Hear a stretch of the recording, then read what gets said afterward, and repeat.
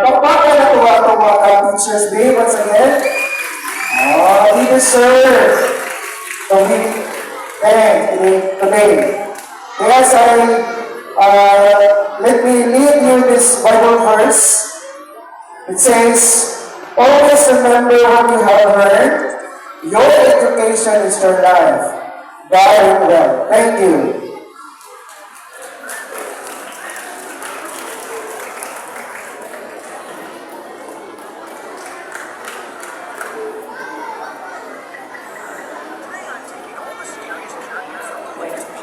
And now we are thrilled to share the wonderful progress we've made in our week anniversary journey. As we close this chapter, let us continue to nurture the growth we have started. Your dedication, hard work, and perseverance have truly paid off. Once again, congratulations, AHACAT achievers. We call on Sir Alvin for acknowledgement of.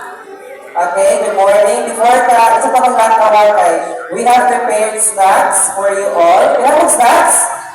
Okay. Ang mula pa the snacks. Ang pagbiling sa kanino, tayo snacks. But before we give you the snacks, we would like to thank the following sponsors for giving us the funds to buy some snacks for all of you.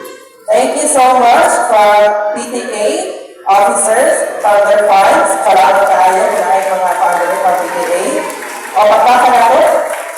Thank you also to our Barangay Captain, Honorable Bernie Caligon, and his councilors, Honorable Brian Moncayo, Honorable Rene Chavez Jr., Honorable Terry Mangait, and from our SPTA President, Sir Jonah Tabalangin. Pakpakan na to.